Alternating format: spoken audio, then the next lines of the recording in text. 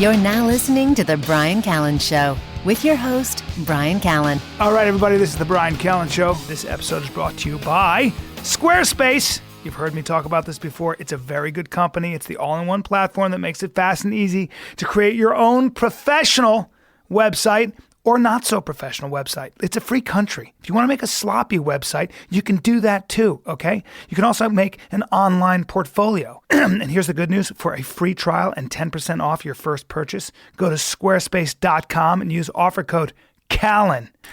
We got Dave Asprey in the house and the famous Jimmy Burke. You guys have heard his name on the Joe Rogan podcast because he's both mine and Joe Rogan's favorite person.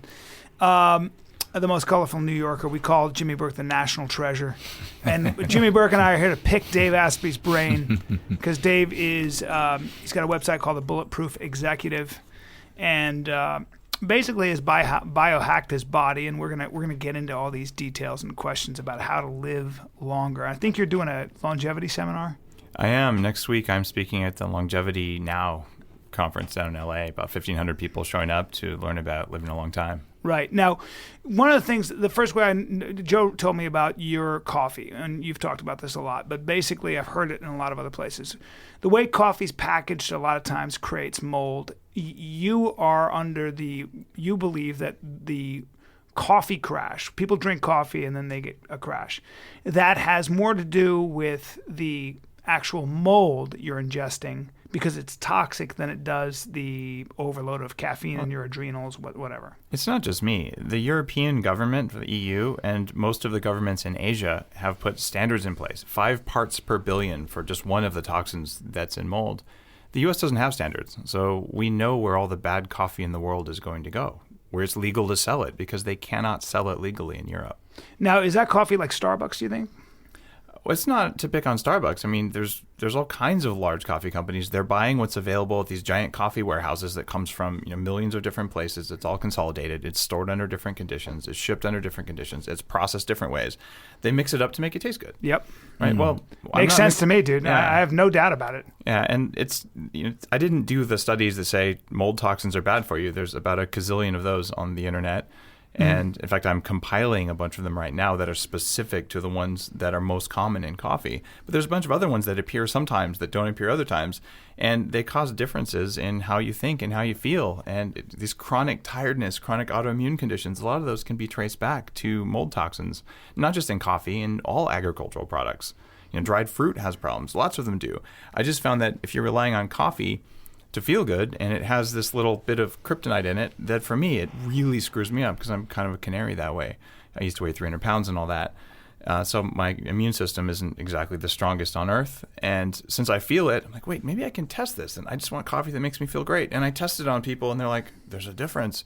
And then we actually did like little executive function cognitive profiles on people.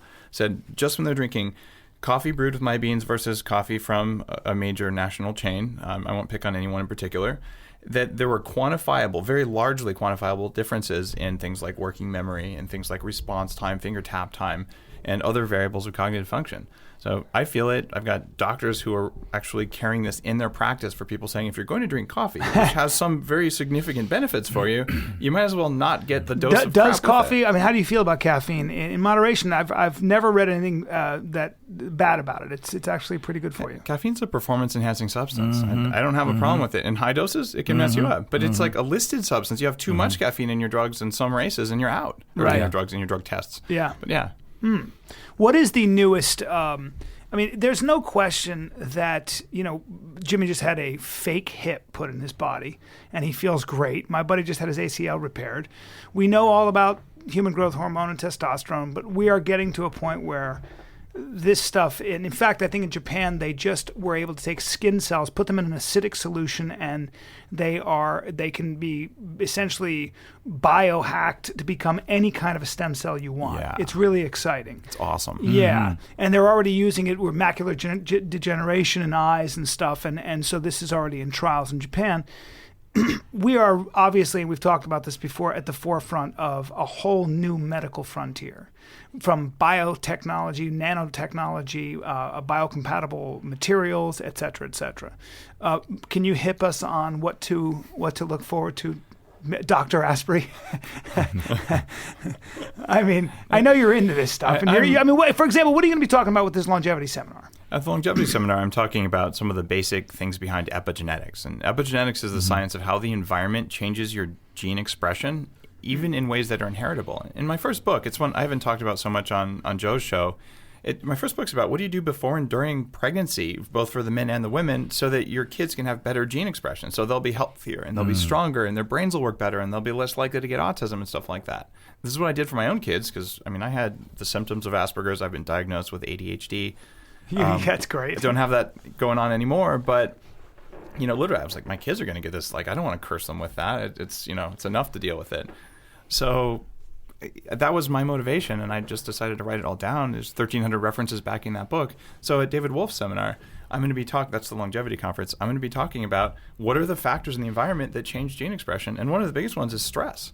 Like, it doesn't it doesn't matter if it's like stress that comes from not sleeping right, stress that comes from eating the wrong stuff, stress that comes from working out too much, stress that comes from eating food you're allergic to, stress that comes from your boss or your spouse or whatever else. Not that either of you have that problem, of course. Yeah, exactly. Yeah. Stress is. What is stress, by the way? Exactly. Man, your voice is so relaxed, Jim. Well, it's not stressed. Wow, I'm getting horny suddenly. Well, that happens. But you're so creepy. But stress is just a way of life. I think that part of learning how to deal with it for me is, and I think I've gotten pretty good at it, the minute I start feeling stressful, it's useless energy, and I just I refocus my brain and my mind towards something creative, and it's very helpful. You can channel your stress, right? You can make stress into something healthy, and I'm not opposed to stress. You don't grow without stress. In fact, if we weren't stressed, we'd be really bored. Yeah, it's part of evolution. Yeah. You need stress. Yeah. But if you could apply your stress to creativity, or you could apply it to creating inflammation in the body in response to something you ate that you're allergic to, I'd rather trigger mine towards that creativity side of things. Right? What about inflammation? There's very strong and heavy science on inflammation being the source of so much of so many of our problems. Heart disease especially. Yeah, it's one of the core things. It's something I look at in my own numbers, and it's something when I'm working with one of my coaching clients, we look at before 6 weeks on a low inflammation diet like the Bulletproof diet, that's designed for that. And then in 6 weeks, like their homocysteine, which is a great marker of inflammation, it drops dramatically. And then their C-reactive protein, another one, drops dramatically. And triglycerides drop, which aren't really a marker of inflammation. They're just a marker of lots of fat. Even though you're having people eat a high-fat diet. Oh, hell yeah. Because there's another doctor who was talking about how he treats cancer as a metabolic disease in terms of when you bring their protein levels down and their fat intakes up. I don't know what his clinical trials are, but there is evidence to suggest that it actually helps in starving a tumor, or at least reversing its growth. So there's a word for it, but basically a high-fat A ketogenic diet? Yes, a ketogenic diet. So it is. Thank you. Dave Asprey. He's really good with all the terminology. The Bulletproof diet is a cyclical ketogenic diet. So what that means is you eat a high-fat, low-carb diet for a few days, you get yourself into fat-burning mode, and you feel really good. You get laser mental focus when you do that. And then I cheat because I'm a biohacker. I'm actually quite lazy about these things. I use the Bryan octane oil. This is a 4% extract of coconut oil that goes to ketones fastest. So I can go into ketosis faster. I put it in my Bulletproof coffee. Right, so it's grass-fed butter, the upgraded coffee beans, and Bryan octane oil. You blend it and you drink it, and literally, I've seen this. It doesn't happen every time, but I use a blood ketone meter, and if you're above 0.6, what is a ketone? A ketone is basically the type of fat that you can burn in your mitochondria to make energy. You can either burn glucose or you can burn ketones. And the cool thing is... Fatty acids, basically. Fatty acids, there's lots of them, but when fatty acids are ready to be turned into energy, they're ketones. It's like basically a late stage of metabolizing fatty acids. It's what happens to diabetics a lot when they, when they're not burning and they have ketosis, and my old girlfriend used to get that. It was a problem. It's bad for diabetics when they're in a state of acidosis that comes with it. For the rest of us, it is an anti-cancer state to be in, and there's lots of studies around ketosis and cancer just as a general, do you want to do this? And the reason is pretty obvious. Cancer cells have 28 times more insulin receptors than normal cells. So you eat sugar, it's absolutely cancer fuel. It just is. And if you don't have cancer cells and you eat some sugar, it'll cause some other metabolic irregularities and some dopamine things in your head, and it tastes good. Well, there's no question. Let's just establish this. Anybody who tells you that sugar is good for you, that high fructose corn syrup Robert Lustig, who's a doctor and endocrinologist over at Cornell University, is an hour and a half lecture, and basically, and a very smart guy, but basically says, I'm going to tell you that sugar and especially high fructose corn syrup is not only bad for you, it's actually toxic for your children. And Coca-Cola and Pepsi and those companies that peddle this stuff are putting children into metabolic disease, into a metabolic disease state, or whatever you want to call it, diabetes, etc. I mean, am I right about that? I mean, you're right. You would agree with that. That's why on the Bulletproof diet, I tell people total fructose per day under 25 grams.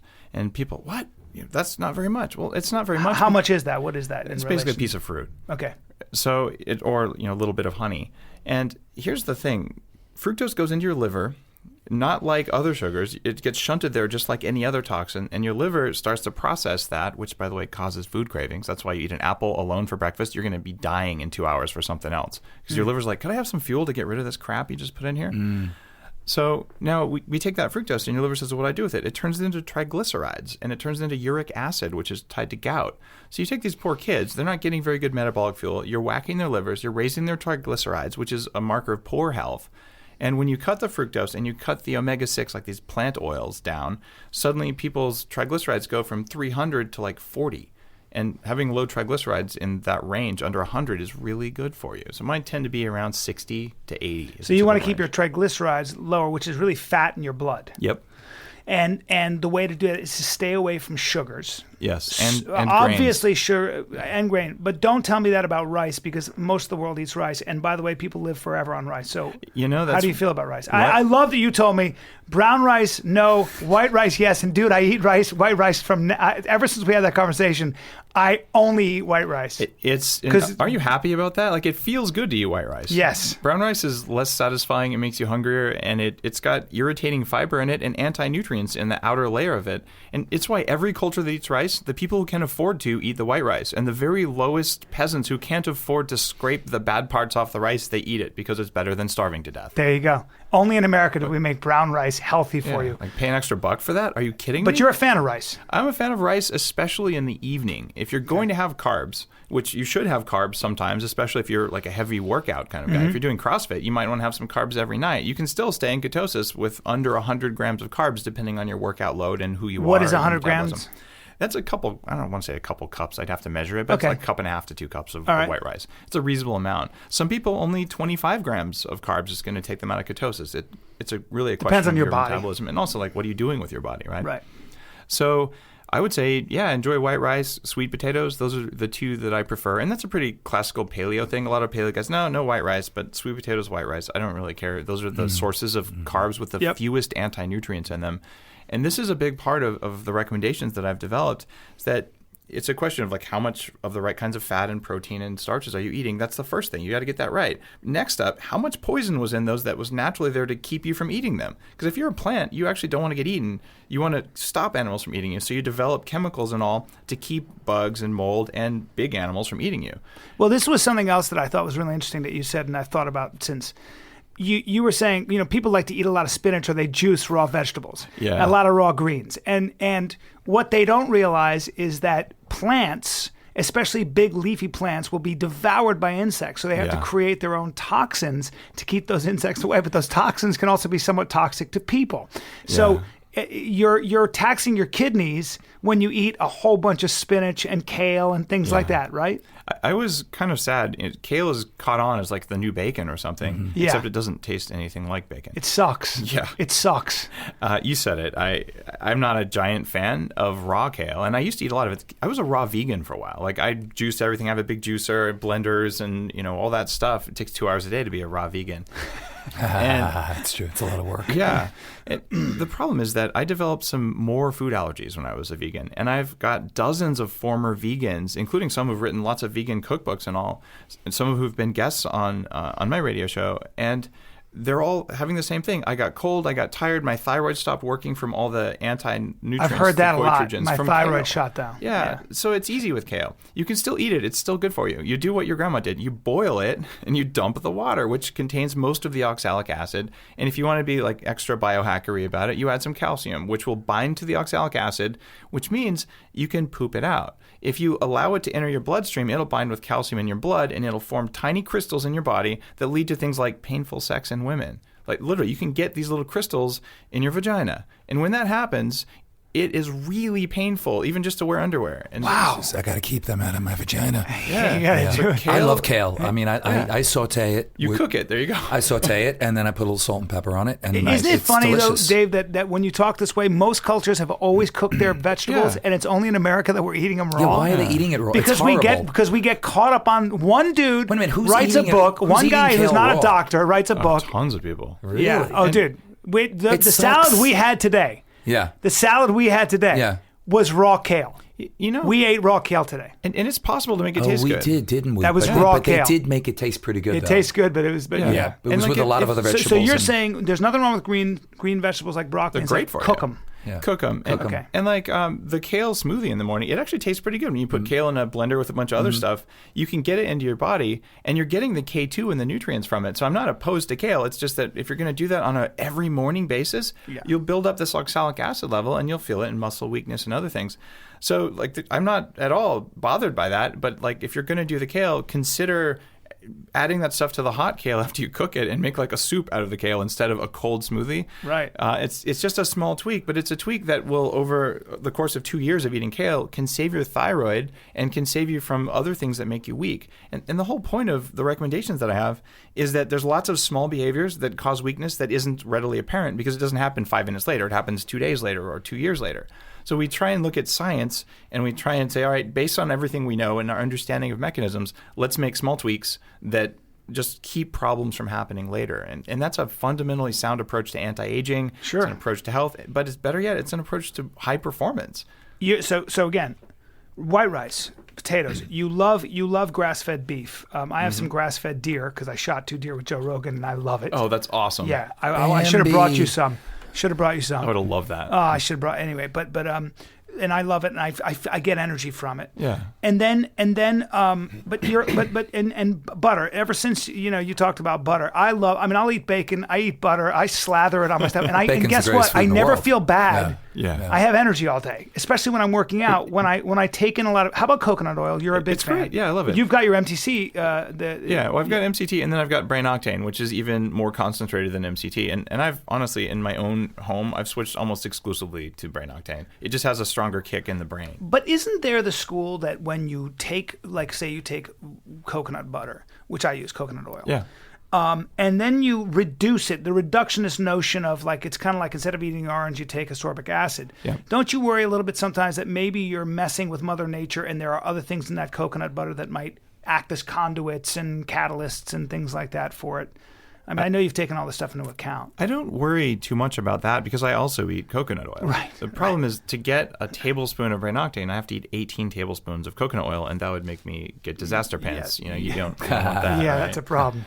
So given that whole exchange there, I think it's totally normal and healthy to concentrate your food. And it's not like we haven't been doing this for a gazillion years. It's called like making stock. Like, why do you boil the bones and all this? Like, aren't you artificially concentrating it? You're right. Actually, you are. We just have better technologies to do it today. And also, like, Mother Nature, I don't live in Mother Nature. Like, we're sitting here in a studio. I have no idea what's in the foam that I'm breathing. I have no idea what I, got on the airplane flying down here to LA. So I don't live in a natural world anymore. Right. And my body, at a cellular level, knows that. Yeah. So I'm trying to support my cells to live in a completely unnatural environment. And why do I think natural food alone, without help, is going to help my body live in an unnatural environment? I actually don't think it does. When should you stop eating before you go to bed? How many hours should you give yourself? It depends what you're eating, but at least 2 hours is a good idea. Okay. And sometimes I work with these CEO types and some athletes on sleep problems, and it's part of what I do with coaching. Some people completely change their lives by taking raw honey. It's one of the few times I recommend raw honey. And you can take about a tablespoon, sometimes even up to 2 of them before bed. Somebody told me that raw honey, and I eat it, doesn't raise your blood sugar, but it does. It totally raises your blood sugar. It's full of fructose. It raises triglycerides too. Okay. But what it does that's cool is if you take it on a relatively empty stomach, not right after the meal, it'll stabilize your blood glucose for 6, maybe even 8 hours. And it does it by going into glycogen in your liver. Glycogen is how your body stores carbs. You can store it in your muscles or in your liver.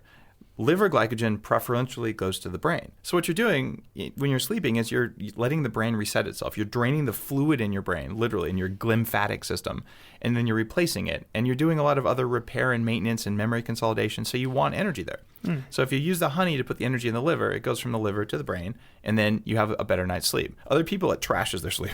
So really? You got to test it. Because if I drink 1 glass of red wine, I'm fucked. I can't sleep. Yeah, me too. Why is that? Is that just the sugar in the wine? Or? I don't think that's likely the sugar. It's likely a stress response. Oh, okay.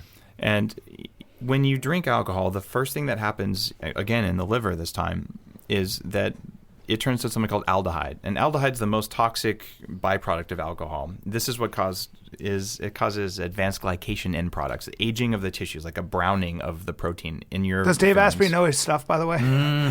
That's why I'm being very quiet. Is he detailed or what? I'm Keep going. listening. Keep going. I love this stuff. Like knowing this has made me, it's transformed me. I'm 100 absolutely. pounds lighter You than I look used good, to be. dude. We were Thanks, talking. man. He's a big, muscular guy. Thank you. But keep going. So this He looks like Ryan Lochte. He's built like Ryan The Lochte. swimmer? Yes. Yes, he is. He's wide-shouldered, You know what? long-limbed. He's built like an Olympic swimmer. It was said on the Dude, Bryan that's a Callen show, compliment. Dave Asprey's built like an Olympic swimmer. I'm actually jealous of his bone structure. He can kiss my ass. I work out all the time. The guy walks in. What are you, about 6'2"? 6'4". 6'4", yeah. That's what I'm saying. Just a trim 205, just big boned. Dude, I'm 229 right Wow. now. Well, because it's all 229. You don't even lift, and you look like a freaking swimmer. All right, keep going. That's a major compliment because I spent most of my life looking more like an orca. Really? So yeah. Big strong I'm pretty guy. stoked on that. Big strong guy. All right, keep going. So this alcohol breaks down your liver to aldehyde. And aldehyde causes a stress response. Your body's like, I got to get rid of this. And then it calls out your sugar. So it drops your blood sugar, actually. And then you're like, I'll have more alcohol so I can get more blood sugar. So you end up dropping blood sugar, which causes a stress response. That could be why your cortisol goes up when your stress response happened. That could be part of it. The other thing is, depending on what kind of wine, where it was made, how late in season the grapes were picked, and all these other things. Mold. And I don't think everything's caused by mold by a long shot, but I'll tell you, okra toxins, which are one of the toxins I test for in the upgraded coffee, they're a major problem in wine, and it's a known problem. If you Google wine okra toxin, you'll find like a gazillion. It's a problem. It's like tens of thousands of You studies. can smell it on wine sometimes. Yeah. And by the way, you pay a lot of money to smell it sometimes. You know, You open that the bottle. old French, wines. You know. Yeah, that's interesting. So it's more of a stress response. Here's a test for you. You can take some coconut charcoal, and in fact, I'll send you a bottle. And I'm sorry, I'm not trying to sell my stuff. I just make it because I use it. No, you can do it. So it's a form of extra small activated charcoal, and it comes only from coconuts. And you take this stuff, and it binds preferentially to the toxins that form in wine. So my recommendations for hangover prevention is if you're going to drink red wine, which is pretty much a hangover-causing alcohol. I'm sorry about that. I like the taste too. But if you do that, take the charcoal with it, and it'll bind to a lot of those things that are causing the hangover and causing the crash. Wow. And you can actually weather the wine much better. Wow. Oh, Yeah. So you should put it in please your... send me that. No, put just, it in- it's a capsule, just a little put black it in your capsule. wine. Just swallow it. Oh, swallow it. If you put it in your wine, it'll absorb some of the flavor, and it'll be kind of gritty. It's the same stuff that's basically in your Brita filter, but a much higher grade, finer particle. And the Brita stuff, I don't think is all coconut or anything like that. So Right, and they're hard to swallow, those Brita filters. Yeah, they are. exactly. They give you charcoal when you poisoned yourself, and you'll throw it up, right? I mean, that's what Yeah. they do with dogs and stuff. In fact, the stuff they do in the hospital, if you called them inside, took a bunch of pills, they would pump charcoal into your stomach. It makes this giant mess everywhere. It's horrible to put in capsules, but we finally figured out a way. For the ultra-fine stuff, they don't even use the grade that I use in ERs. They use the stuff that I reject in the emergency room, but they use a lot of it. They put a tube in and like stick it down your throat. And it'll absorb almost everything in your stomach if you take enough of it. Wow. But it has a charge, a strong negative charge that makes it attract the positively charged toxins that are in the wine. So it's a neat hack. And you can do other things like glutathione or even just vitamin C. So I think for you, though, if you want to know if it's the mold or not the mold in the wine, try the charcoal. And if you're like, wow, I slept after that, then you know, like your body was responding with stress. Funny enough, it's the same thing in coffee. You drink coffee that has mold, you're not going to smell it. You're not going to taste it. It tastes like coffee. We're talking 5 parts per billion just for ochratoxin, which is like one of the other 24 other things I'm testing for, plus 2 more. So you take that and you drink the coffee and you're like, wow, I got the caffeine. I feel great. And then a little while later, you're like, ugh, like I got a drop in energy. Yeah, and I got anxiety, like the feeling in your chest. Yes. That's what it is. Like I'm so sure of this, and everything I know in science tells me that's what it is, and I feel it, and other people feel it. So like Does tea have mold? Not very often. Some of the pu'er tea, the aged tea, can have it. And tea is pretty good for you. Black tea tends to be more risky because of the way it's fermented. Right. But green tea is overall pretty darn good for you. Too much of it, you'll get fluoride, which slows down thyroid, and you can also deplete your folic acid levels. You know, people who drink 10 cups of tea a day or something, they need to supplement folic acid and iodine in order to counteract that. But I take green tea extract. I think it's great for you. What about what the heck was I going to ask you about? So sleep. You find people basically need between 7 and 8 hours, depending on your. It's kind of funny. No, I don't think most of them need 7 or 8 hours of sleep.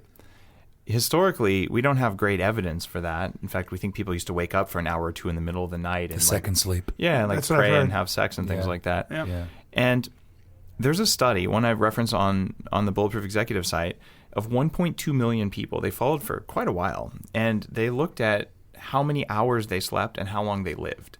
And the data came about in the late 80s, and it was so much data that they didn't have computers to crunch it. So a couple of years ago, someone finally said, let's put the data in the cloud and let's see what happens.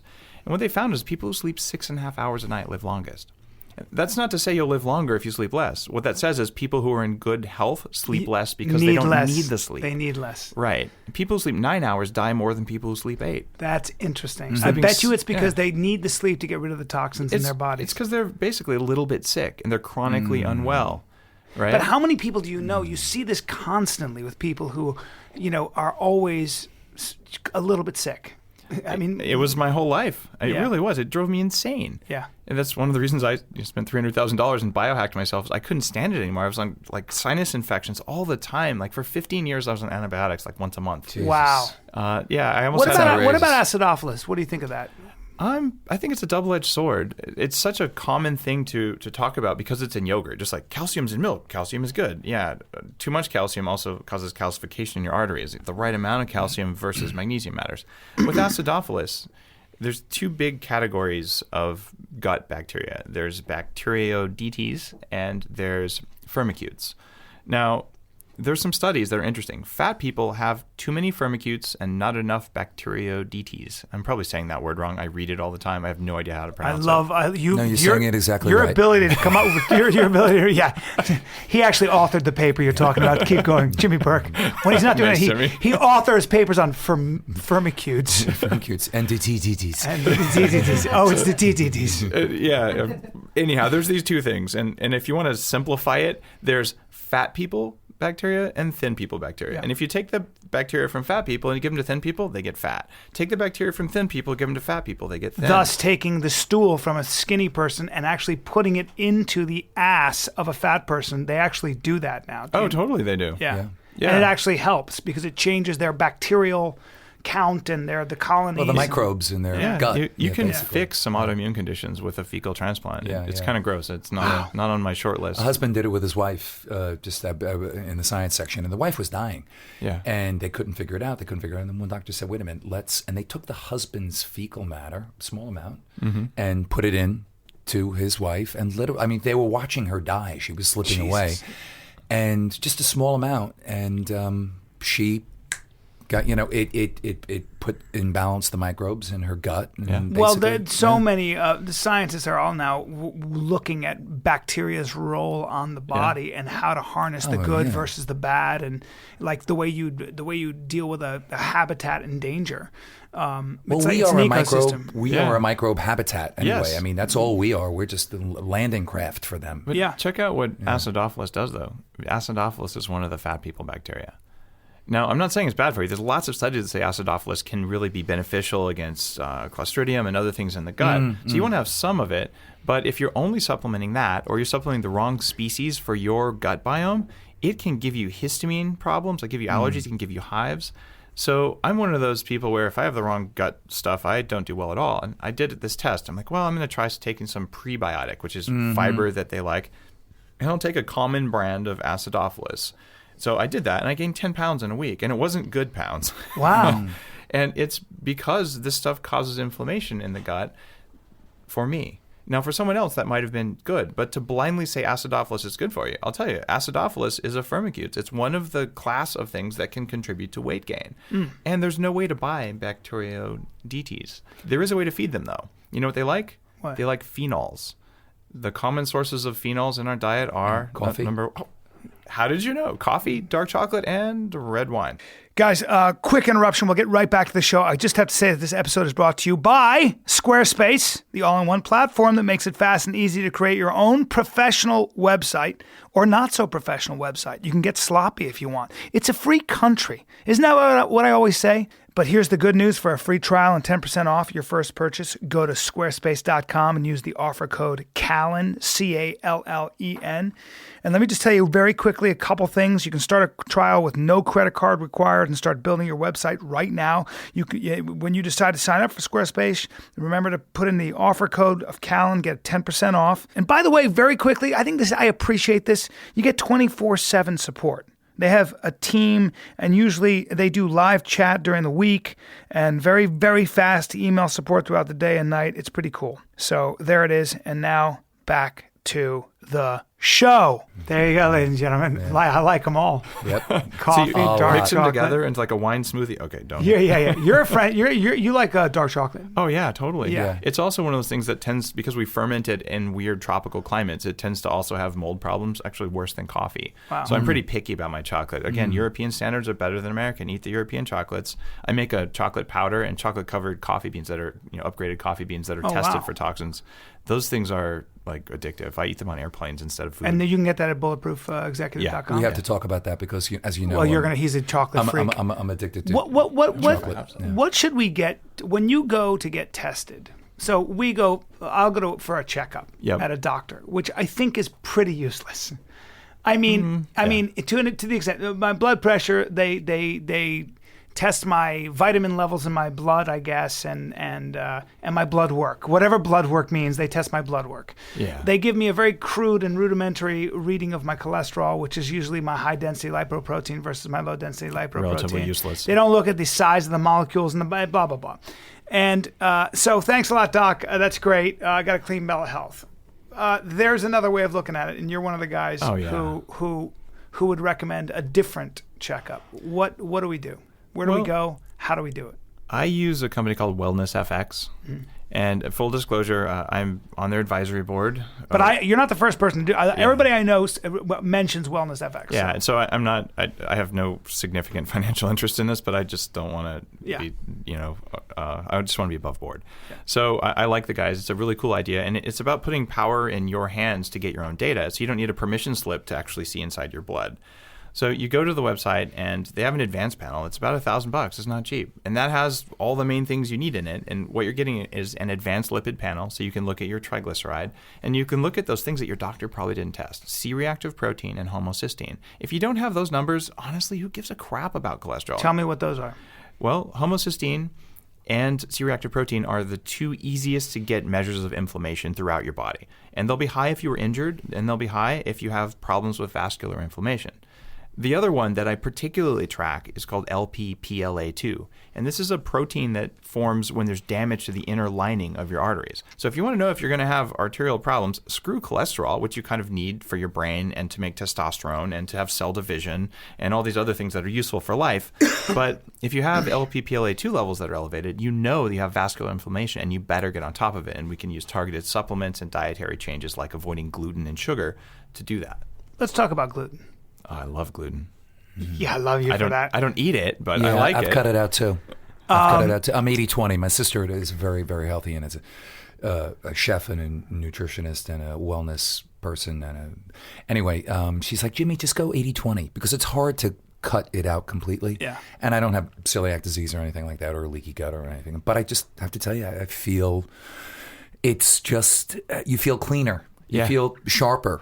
So I don't. I really don't eat much bread anymore. I don't eat. You know, I you know, You so don't need it. I buy those. I buy the rice bread, the gluten-free rice Yeah. bread, which is nice. You know, so So do you eat gluten? Not at all. I religiously avoid it. The reason is that I'm sensitive to it. I'm not celiac, but when I eat it, about 2 days later, I start losing words. I get brain inflammation. And this is the thing about wheat. It triggers autoimmunity to different tissues in the body, depending on who you are. And maybe it doesn't do it at all for you, but it still has other problems because it converts into gluteomorphin, which is an opiate that activates the opiate receptors in your brain. This is why it's hard to quit gluten, because it's like quitting heroin. Yeah, man. I'll just have one bite, and then all of a sudden, 3 days Doughy later, you stumble foods. into the street, Yeah. right? Yeah, doughy foods, donuts. And women, I know a lot of women don't listen to your podcast because they're not really attracted to anything you have to say. But Hey, man. no, it's just Man, it's come just, on, man. It's just true. But It's if there are any outrageous. women out there, one of the things about women's brains, and please weigh in on this, that I have found is women love gluten. They love carbs more so than men, even, Yeah. that I have found. Because for women, the carbs and gluten are a lot like sex. It really affects that part of their brain. That kind of that accumbens part of their brain. That sex, drugs, and rock and roll, and they're addicted to it. I know women who are. Who don't even drink, who are I'm not going to say that they're in AA, but they're in AA, and they one of the things. Why is it just women, though? I mean, a lot of men are addicted to there's a sex. reason. Yeah, there is a reason. Dave. Dave Asprey. Dave is weighing in. Thank you, Dave. I appreciate that. You're confirming what I've always thought, and it's my own things. I have found that women who are sort of, if you want to use the word, addicts, or in, and I know a lot of women in AA because they're a great place to meet women. It's so unethical, Jim. What are you talking about? You don't even have a problem with drinking. I don't have a problem with but drinking. But you hang out with the AA things because they're vulnerable. They're so vulnerable. You 13-step the shit out of them. Your Anyway, voice. You're a I know, bad man. I'm He's a bad man. person. You're not even wearing pants, dude. Yeah, but what the fuck is this? But I have gluten in my I got pants. Dave Asprey on my show. We're talking about health, and you're not. I have gluten in my You're pants. getting off on this But podcast, all, bro. all I'm saying is that women love pasta, they love potatoes, they love potato chips. Please they don't love say cock. They love gluten. No, although they will say cash is king, second only to cock. So you can take that. Grandma, I'm sorry. Yeah, I was gonna say. Sorry, Grams. I mean, there goes the podcast, No, dude. but really, I see that, and so Dave, thank you. Please weigh in on women really being into gluten and loving carbs, and almost being, I think, more addicted to it than men. I would say it's more carbs than just gluten. Right, okay. Gluten's pretty addictive to both Yeah. genders. Women are, by evolutionary necessity, more sensitive to their environment. And this is because their body, this is not a conscious behavior, this is a biological behavior at like the cellular and hormonal level. Their bodies are looking like, how much energy is there in the environment for me to have kids? And this isn't about women's place in the workforce or anything like that. It's the same in all animals.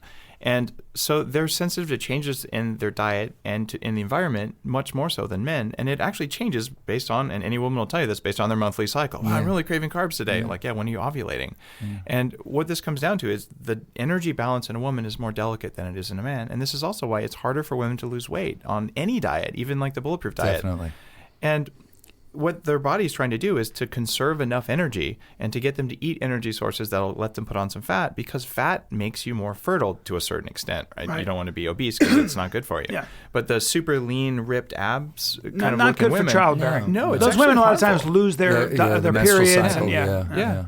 And in fact, some of the people I work with on a regular basis had that problem. They became women fitness celebrities, but they didn't work on the hormone side of things. And this is why, going back to Wellness FX, if you look at those numbers and you're working all the time, you feel really good, you're pumped, and you have this awesome body, whether you're man or woman, but your inflammation's off the charts and your hormones are tanking, then you need to do something about it. And one of the things you might want to do is eat more carbs. You want to eat more fat too. And carbs and fat together aren't a great combination, but seriously, your body may need more fat and it may need more carbs, because stressed animals, including stress from working out, they burn fat preferentially, like they need more fat. It's a stress response, but they also like to have carbs to replenish glycogen. So you need to monitor that really carefully. And it's this fertility thing that causes those food cravings, because guys, we'll hunt for 2 more days and then we'll eat, and we'll eat half the elephant. But women are not genetically wired to do that. And there's a difference between the genders, and it's worth noting and honoring. And I think that's why, just to piggyback your epigenetic thing. I think that's a big thing with women too, and how things are being switched on and off for them, genetically, and especially when they're pregnant and when they're having children, and how stuff is changing with them. Well, much but more that's so what I than was going to men. ask. That's what I'm glad you said that, because I was going to ask, when you get your testosterone checked, or I've never done any of this, but when you do those things and they give you a reading and say it's 600 or whatever, that's today. Aren't your hormones always fluctuating? I mean, is it hard to get a read? Your testosterone's relatively stable. I mean, you can change it over the course of a couple weeks if you just switch to a bulletproof diet, eat a lot of raw egg yolks and some liver and some more steak, and all of a sudden your testosterone levels will go up and you'll feel amazing. Well, because, and I've heard that before, saturated fats are a good way to raise your testosterone. Well, all of your hormones are made out of saturated fats. So if you cut those out, you're essentially emasculating yourself. And people don't know this, but graham crackers, you know the history of graham? No. Well, this guy was like a Puritan wacko, and he designed graham crackers to lower libido because libido made people evil. Yeah. Wow. Raisin Bran, same Kellogg. thing. Yeah, Kellogg's. Mr. Kellogg was, and he was like into like mega enemas and like Yeah, all this he was. crazy He was stuff. really weird. He wanted to eliminate sexual drive, and he created food to do that, which is what we give our kids for breakfast. Natural saltpeter. That's amazing. It's disgusting. Cereals, sugars, and then skim milk, which is just not good for you. And we've cut the fat down in our diet, and guess what? We're fatter than we ever have been. Although obesity levels I hear are dropping because people are cutting sugar It's out. because they're dying. All the fat people dying. Yeah. It might be true. I mean, I do think the way we eat is madness, and the food that's available is madness. And as a dad, man, I tell you, my 4-year-old son, I would never let him have a bowl of cereal and skim milk for breakfast. No. He has eggs and bacon and smoked salmon and That's what my son- avocados. There you go. Yeah. Yeah, and raw milk. How do you feel about that? As long as it's taking it's. But what do you think of pasteurized milk? If it's organic grass-fed milk. Organic grass-fed pasteurized milk is going to be a lot better for you than the non-organic industrial grain-fed milk, but it's still, when you pasteurize that protein, it tends to create an inflammatory molecule that matches a common part of your nervous system or part of your immune system. So it tends to cause autoimmunity. I think it's not a great idea. I think raw milk can be good for people, but there's tons of people who react poorly to raw milk. Like, I'm one of them. Raw milk, it gives me like irritated skin, like really deep pimples and gas and all kinds of stuff. Yeah. And I've tried hacking that a lot. I can handle raw kefir, and I can handle like a few dairy products made from a certain strain of cows because they make a different shape of casein. It's very individualized, but if you test yourself, in fact, here's a free way to test yourself. You can download an app. It's called Food Sense, and I make it, but I don't charge for it. It's free. So you download it, and it gets your heart rate in the morning, and then you do it before and after you eat. So just eat only milk for a meal. And assuming you don't get up and exercise right away after the meal, it's looking at changes in your heart rate before and after each meal. And if your heart rate goes up by 16 beats per minute for an entire minute after a meal, it means that something you ate in that meal you were allergic or sensitive to. So it's an app that does it for you, and you tell it what you ate, and after a week you look back and you're like, funny, every meal that had milk in it caused my heart rate to go up. It's better to just go out and spend $300 on an IgE blood test to see what foods you're sensitive to, and if it says dairy, well then now you know. Yeah, I cut out dairy a year and a half ago. Well, since that cruise we went on. Yeah. I've really cut it out almost. And you feel completely. way better. I feel I great. have trouble with dairy. Not hard cheese, not like Parmesan. I can do that. Oh, wow. Yeah, maybe. My problem is I get psoriasis sometimes during the winter. It's an autoimmune thing. What's going on there? How do I get rid of that? It's either grains or dairy or something else in your environment. So grains or dairy, because I got to stop doing that. It's very likely those. I've had so many people I don't know, email me like this lifelong psoriasis just went away like in a month. Because it happened to me. I stopped doing grains and dairy. Yeah. Because I read about it and it went away. Oh, there you go. It's gone away. Yeah. It's what's going on. Which is crazy. Cut out the cheese, Bubba. Yeah. Cut out the really? cheese. Okay. Cheese eaters, you can usually see it in their face too. Like they tend to have like some like their skin isn't quite as healthy as it should be. Cheese is particularly bad because the casein in cheese concentrates the crap that was in the cow's feed. Like all cows, less so for grass-fed, but all the corn ones, they're eating a lot of grains and they concentrate all the naturally occurring toxins in those grains. And it goes into the casein. About 60% of it does that goes into the cheese. And then we have like a fight on the cheese between the different microbes that make the cheese. And then they basically make chemicals to kill the other guys. That's like where penicillin and stuff comes from. And then it tastes really good, so we eat it. But those chemicals like have an effect on you too. And one of the effects for some people can be psoriasis. Dave, do you eat cheese? I'm sorry. Do you eat cheese? I don't eat cheese. Yeah, okay. What about dairy in general? I'll do butter, a ton of butter. I don't react to the small amounts of casein in there, especially cultured butter, because the casein changes a bit from culturing. So I eat Kerrygold butter, by the handful. It's in Bulletproof coffee. I've dairy fat every day. By the way, another. I only use Kerrygold butter now. Although I can get from Organic Pastures raw butter, which is pretty Their stuff is good. Organic Pastures is great. Yeah. There's been 2 shortages this last year of Kerrygold butter in the U.S. Butter consumption is at a 40-year high in the U.S. Wow. And I like to think I played a role in that, Yeah, especially with probably Kerrygold shortages. Yeah. So What about dairy in general? I mean, have you cut a lot of I dairy out? don't do any milk except that, and there's a. But what would you say to the French, for God's sake? I mean, they eat so much cheese. Is there any evidence that they are less healthy? It's made them French. There is That's that. why they're French. You know what? I was going to You're say right, my friend. All right. Yeah, maybe the French aren't that. That's why they're French. I don't care how long they live. That's why there's a snooty. Exactly. The contrarians. But it seems to me, and by the way, they may not eat as much cheese, first of all, as we think they do. But let's say they do. And there are cultures that do. Is it possible that they genetically have just adapted to... their cheese is usually raw, too. And I was going to say cheese isn't cheese. What we eat here and call cheese is like it's pretty industrial product. When you go to France, this cheese was aged in a cave with a species that's been going back for since there was barbarians here. Right. And they're very particular. It's grass-fed, and they don't eat a lot of food to begin with, and all that stuff. Yeah, so I will say, if you eat cheese and you have no skin conditions, no autoimmune conditions, you don't test negative for casein, there are people who cheese really isn't kryptonite. Just 80% of people are screwed up by cheese at some level, and sometimes it's long-term inflammation. You get your blood levels, eliminate cheese for 6 months, and you're like, oh, my inflammation went away, and I didn't even know I had it because it was inside my body instead of in my skin or in my brain where I can feel it easily. And is psoriasis and things like that a symptom of inflammation? Yeah, it's a symptom of autoimmunity. So it means your body is essentially attacking something in your skin, and something's triggering that. And it's oftentimes environmental stuff, chemicals or foods. Not environmental food. Chemicals or molds are the 2 top big triggers. It can't even be metals, but not likely. And it oftentimes has to do with your gut biome. So you have the wrong bacteria growing there. That can trigger it. So then you eat something and your body's like, attack. And it creates this inflammatory response. And it shows as psoriasis on your skin, or it shows as ADD behavior even. Guys, I'm sorry for this interruption, but this is how we get paid. So I'm going to do a commercial. But it is a product I believe in, as always. I am here to talk about Sherry's berries. They are giant, freshly dipped in chocolate strawberries, okay? And they start at $19.99, okay? And you can get over 40% savings or double the berries for just $10 more. All you need is my code, CALLEN, CALLEN, CALLEN, for your order. And I'll tell you how to do that in a second. But here's the bottom line. There are 2 things that are never bad for you. You can talk to any nutritionist in the world. Chocolate and berries. Put them together, and I'm talking about you can get white chocolate, you can get milk chocolate, you can get dark chocolate, you can get swirls, you can get nuts on them. I just ate one because they didn't want me to sell their product without me testing it. They literally were like, we want him to eat the berries first. We want to eat, so that he believes in the product. That says a lot about a company. And I got to be honest, I'm very happy to say that they were delicious. I was going to take just one bite because, I'm not into, I'm like, I don't want any more, no sugar for me. And then I finished the whole thing.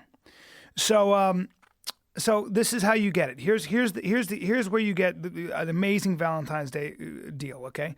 Giant, freshly dipped in chocolate strawberries starting at $19.99, okay? Or you can get double the berries for just $10 more. All you have to do is visit berries.com, BERRIES.com, click on the microphone in the top right corner and type in CALLEN, CALLEN, and you will get a great deal. Offer ends on Thursday, so hurry. What's amazing is that no doctor will tell you that. Some of them will. Yeah. It's changing. There's these integrative functional medicine doctors. I have a list of these kind of doctors on the Bulletproof site now, like Bulletproof physicians, who will flat out tell you, eat 70% fat, use Bulletproof coffee or whatever else. That's not why they're on there. They don't have to recommend stuff. But I know what you're saying. I'm glad you have those guys on. I will say, Dave, I've had a lot of different people on. You know your stuff. I really appreciate how detailed you are and scientific about it, because most people you talk to have this secondhand information and they're talking in general terms, and you're very specific about and very thorough, and it's obviously a result of a great deal of effort and a lot of investigation. I mean, you've read a lot of the primary self-investigation research. too, obviously. The drive to survive will do that to you. I was pretty sick and pretty fat, and I just when my brain started to turn off as a result of these kinds of autoimmunity things, I'm like, you know what? I think the most important thing I can do with my life right now is this, and that's what I did, and it's let me help a lot more people than I ever would have hoped. Well, insulin, I mean, isn't that the mother hormone? Isn't that the hormone we want to keep at a low level? Don't we want to eat a slow carb diet, as Tim Ferriss would say? Slow carbs are a reaction to high glycemic carbs. What if you just ate a low carb diet instead of slow? So I ate according to the glycemic index, like in the late 90s, the zone diet and things like that were really promoted for that. Carbs still cause problems with your metabolism, and the slow carb diet. And I think, by the way, For Our Body and Tim Ferriss, wonderful work, and he's turned on a whole bunch of people to like how much control they have over their health. So no hate there at all. Like I'm a huge Tim Ferriss fan. I just would say though, like beans are not necessary. So the effect on insulin of beans is still higher than the effect of, say, fat or meat.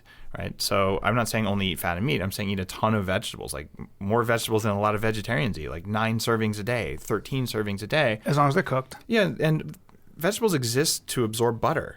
Right. So you need to have that fat. You don't even feel good on just vegetables. Made my dad really happy. So when you cook with butter, it's not bad for you. If you burn the butter, it's still bad for you. Any fat, when you oxidize it, your liver, your whole body is like, what do I do with this? I've never encountered this from an evolutionary perspective except the last few hundred years. So what I tend to do is cook with very minimum amounts of butter or coconut oil, ideally with some water, so the temperature doesn't rise too much. And then at the end of the cooking, you add the fat to get the flavor in. So it's essentially like you would make Chinese food. They always add a bunch of water when they're doing a stir fry, and you just don't want to use the liquid oil that you find at a typical Chinese restaurant. You want to add the right saturated fats because they hold up best under heat. Berries, fan of berries, blueberries? I am a fan of berries. The trick with berries, and this is so critical, if you go to like a big box store and you have like the generic bag of berries, the reason they're so cheap is not because they bought so many of them. It's because they quality grade the berries. And the moldier they are and the less fresh they are, the cheaper they get. So if you're going to go for berries... Organic, $6, small thing. Unfortunately, that's the case. So many times I've tried these big, $6 for a pound. They always mess me up. And granted, I'm a canary, but if they mess me up, I can test those toxins that are in there. I know what's in them. But like blueberries raise BDNF, the brain-derived neurotrophic factor. If you want to learn more easily, you want to raise BDNF levels. So blueberries are good, but they also have fructose. So if you're going to like do what the raw vegans do, and they get like a bucket and a funnel, and they just like eat like 2 pounds of them. That's not going to work because you're going to get too much fructose. But I use blueberries quite often. I just don't have more than 25 grams worth of fructose. So I can eat a cup or 2 of them, and it doesn't really matter. Bananas? Not a fan. Too sugary. Yeah. I love that, the protein shake. I put orange juice, a banana. Oh, that's crazy.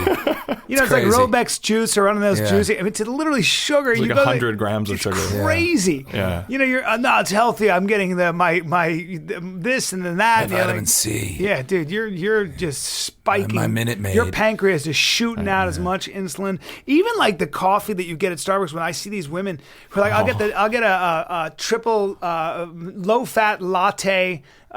Caramel smoothie, it's like you're just taking in sugar and bad milk and and moldy coffee. Good job with that. I won't call out Starbucks. They're selling similar coffee to every other big coffee store out there because it's the way the coffee industry is set up. So we can't fairly pick on them. Yeah, but chock full of nuts is good, right? I drink chock full of nuts intravenously. It's the heavenly coffee. Well, chock full of nuts. The name itself, Dunkin' Donuts has done an amazing job with their coffee because what they do is I think they have a medium roast and they just pump it full of cream. So you're drinking cream. And it's like ice. It's like hot ice cream. That was a good marketing. They do the cream themselves. Idea. So what they say is you want cream in it, and they just jam that thick, heavy cream in there. Wow. And all of a sudden you go, "This is great coffee." No, it's not. I'm sorry. The cream. With enough heavy cream, urine tastes good. That's right. Sure. That's right. I'll have a. That's what Jimmy was telling me before, and I haven't tried. Well, that's still not wearing pants, and he's got a catheter. This is so creepy. What the hell are you guys doing? He's biohacking your dong. He is. What do you think about hormone replacement therapy? I know so many pro athletes. It is a fact of life when you're an athlete to do something, whether it's manipulating your insulin, but certainly human growth hormone and testosterone. If you're over 30 and you haven't tested your hormone levels, you're really not paying attention. I'm 47. I haven't done it. I feel good, but I need to do it, don't I? It's not about how you feel. It's that, wouldn't you like to have the hormone levels of a 30-year-old? Well, provided that doesn't lead to other metabolic issues. In other words, maybe there's a reason, biologically that at 47 my testosterone is lower. Oh, yeah. There's a great reason. So you'll die and get out of the way for the next generation. I respect that. So you're a fan of testosterone. You're a fan of hormone replacement therapy. I am. I mean, I've been very involved in the anti-aging movement. This Silicon Valley Health Institute stuff. Like there's such a body of knowledge out there. Is Ray Kurzweil there every single day? No, he actually doesn't show up. He's I think he's involved with Singularity University as well. I haven't announced this, but I just got invited to be an adjunct professor at the Singularity University. Really? Yeah. Congratulations. Oh, thanks. That's I'm really amazing. stoked. Yeah, they're a really cool group. What is your degree in, Dave? I mean, my degree is in computer information systems, and I have an MBA. I'm a hacker. I worked in computer security. I helped to. In fact, I'm the first guy to ever do e-commerce. I'm a computer tech geek from Silicon Valley, and I just applied all that stuff to my body. I learned this. I had to. Yeah, I thought you were kind of using that, hacking your body. I thought you were just using technical terms because it's a better way to market it. But actually, you're using those terms because those are your terms. That's your language. Until 32 days ago, I was a vice president at one of the largest computer security firms on earth. Wow. There you go, my friend. There you go. There you go. Now, explain to me. So you are a fan of hormone replacement therapy. Keep them at a certain level. Yeah.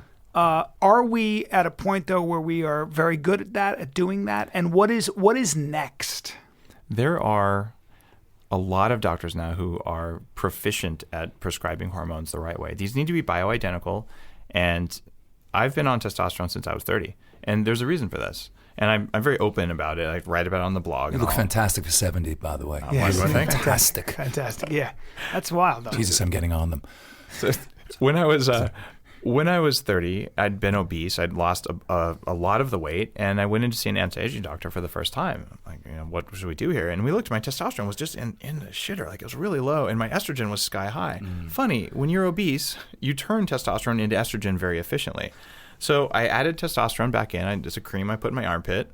And you know what? I have to admit this. I shave my armpits, not because I want to be sexy, but because it's gross to put sticky cream on But it hair. is sexy. Keep going. There you go. God. Yeah. So when you do that, then your testosterone goes up, but then my body's really good at making estrogen because I was fat. I have all those cells from that time. So I take an estrogen blocker, at least I did for a long time, and I switched to a natural way of doing it by just removing extra estrogen through a liver detox pathway with something called calcium D-glucarate. And occasionally I'll take something called Arimidex that also helps to block the formation of this estrogen. Yeah. And then I test my testosterone levels every 6 months or about every year. And I keep them in the upper, around 75% between mid-range and max. What's the number? Give us the number. It's around 1,100, I believe, is the max. So mine tend to be around 800, 900. My last test was actually low. It's surprising I look like this because I was 495 on my last test, which is lower than it should be. It's because I was traveling a lot. I didn't want to carry testosterone through airports. I'm like, screw it, I'll just go off. There can be side effects, though. If you don't cycle testosterone, your balls shrink. Wow. And that's kind of annoying. Yeah. So this is the first time I've announced this. That actually happened to me. Love it. Love it. So I have see what happens? He balls. trusts us. He's in the bosom of the Bryan Callen Show. So how about that name? How pretentious is my... The bosom of the Bryan Callen Show. The Bryan Callen Show. I didn't know you had a bosom. That's I have kind of interesting. I have a bosom. It's a spiritual bosom. Can we upgrade your bosom? And I hope so. You get me very excited for all this. What about human growth hormone? I haven't tried it, but I'm thinking about it. My last test, now that I'm 41, my IGF-1 levels are what you test as a marker for insulin growth factor. Yes, and that's essentially the easiest thing to measure to look at that.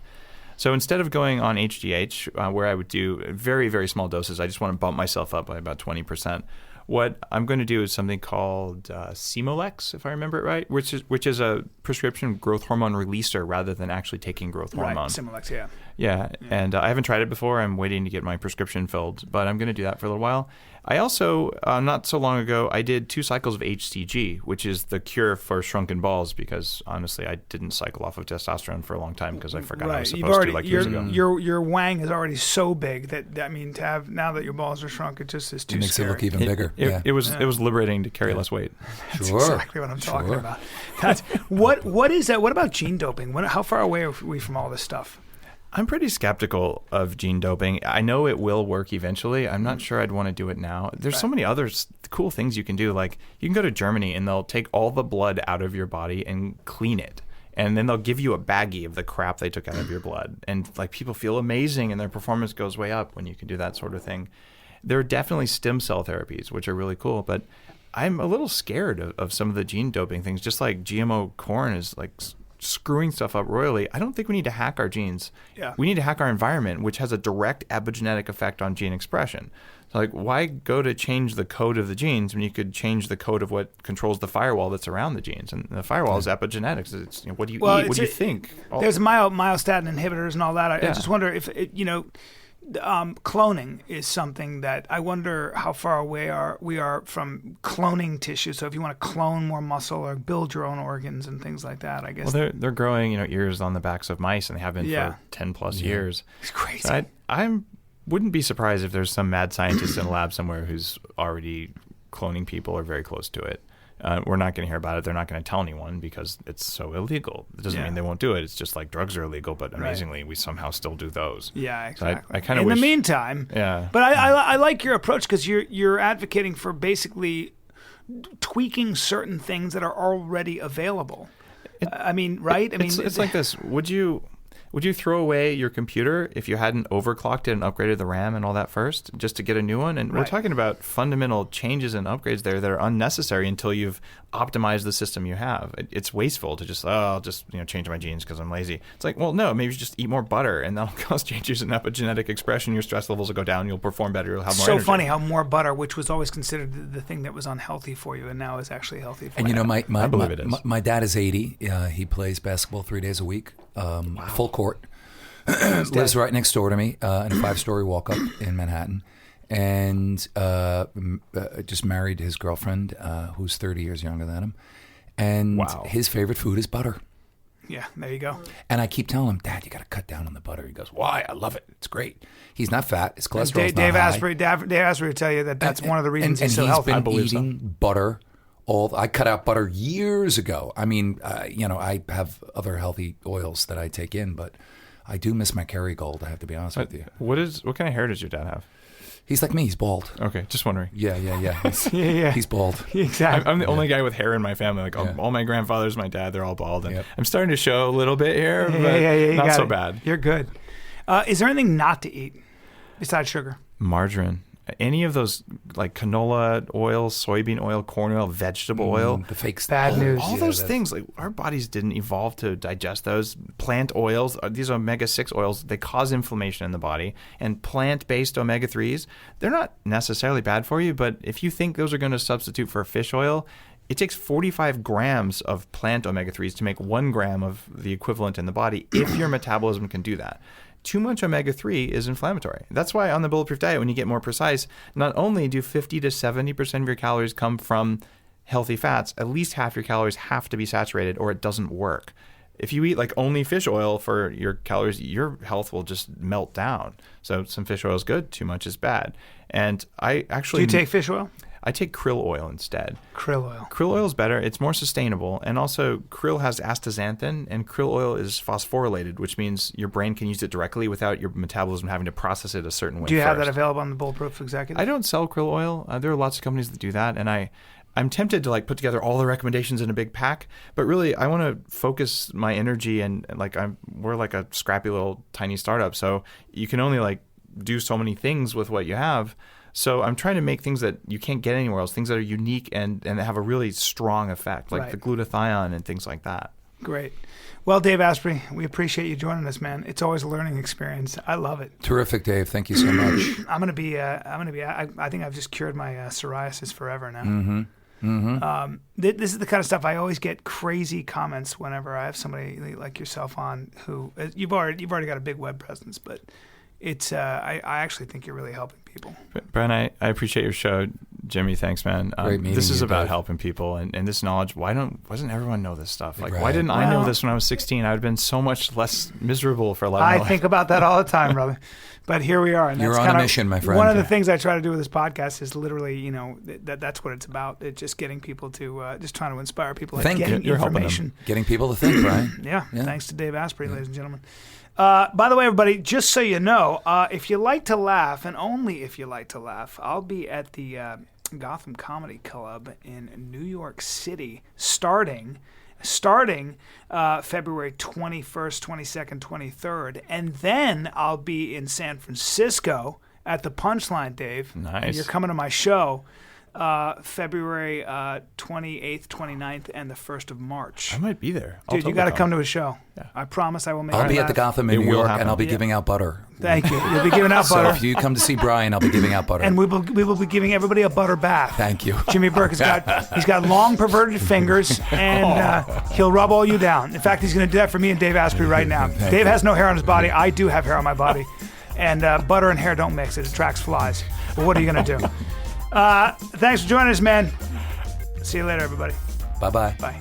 You've been listening to The Bryan Callen Show. Be sure to visit bryancallen.com for information about this episode as well as past and future episodes. You can follow Bryan on Twitter @Bryan Callen and like him on Facebook. Go to facebook.com/Bryan Callen Comedy. Thanks again for listening. We'll see you next time.